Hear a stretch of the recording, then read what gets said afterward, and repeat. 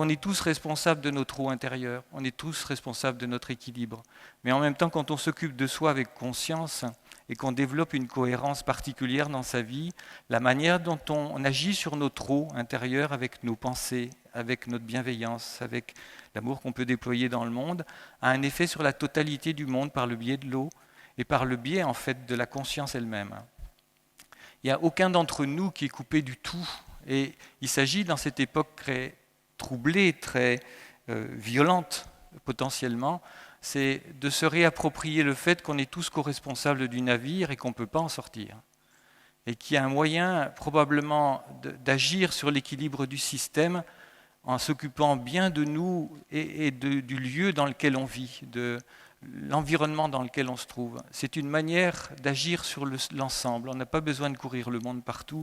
Il y a des bras de levier extrêmement importants dont je voudrais vous parler ce soir et de vous montrer comment on peut le faire. Les Russes ont beaucoup cherché sur la nature de la conscience et la nature de l'eau. Ils ont rencontré Benveniste à l'époque où Benveniste a fait ses travaux et ils ont continué à décoder le langage de l'eau pour dire, d'après eux, qu'ils avaient trouvé la structure de l'eau et comment la moduler, comment l'informer.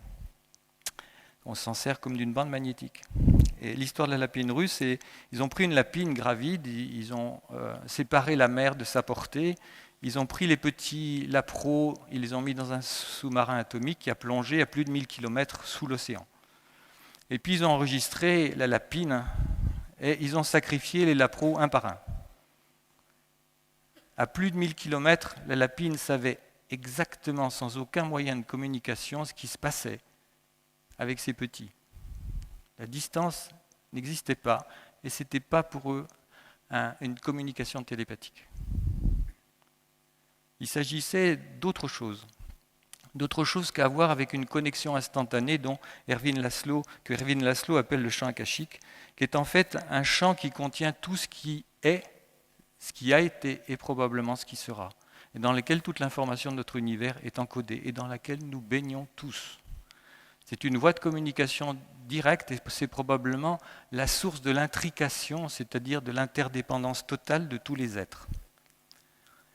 Cette histoire, elle est anecdotique et en même temps, elle montre qu'il n'y a rien qui puisse être fait dans le quotidien qui n'ait pas de conséquences.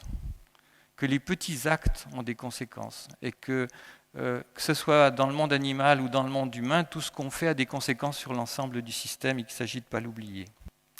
Alors, je vais passer rapidement là-dessus, c'est une évidence pour vous. J'avais pris ce recueil de misère, là, avec des épandages massifs de produits, une usine à radon, des empoisonnements aux pesticides dans les rivières, des fûts contenant des produits radioactifs ou chimiques qui vont bientôt s'éventrer, se répandre dans le monde. C'est chez nous, ça, hein, c'est pas à l'étranger. Des marées noires, des empoisonnements aux métaux lourds et, cerise sur le gâteau, les réserves d'eau qui sont partout hérissées d'antennes avec des câbles énormes qui ne sont pas blindés, pas protégés. Donc la cuve prend toute l'information qui est véhiculée ici et on ne sait pas quels sont les programmes qui cheminent de château d'eau en château d'eau et qui viennent dans nos maisons. Je vous rappelle que ces câbles, ils émettent quand même des champs et des fréquences et que toutes ces fréquences modulent la structure de l'eau qui a cheminé chez nous. Vous voyez de quelle manière on peut être déjà affecté, modulé, sans le savoir, par toutes sortes de choses, des micro-informations liées à tous ces éléments-là, mais aussi des ondes. Louis-Claude Vincent a observé des choses tout à fait importantes. C'est le parallélisme qui existait entre la structure chimique de l'eau, son pouvoir d'oxydoréduction, sa charge en éléments, etc., et sa résistivité, et puis les états maladifs. La manière qu'on a de traiter l'eau pour la distribuer, elle nous rend malades. Et Louis-Claude Vincent l'a montré d'une manière extrêmement scientifique, il y a déjà des dizaines d'années. Ce n'est pas pour autant qu'on a appliqué ça en France. Quand on traite avec du chlore ou de l'ozone et qu'on distribue en fait cette eau, on fait rentrer les gens tous dans le cadre des maladies infectieuses chroniques, et virales en particulier.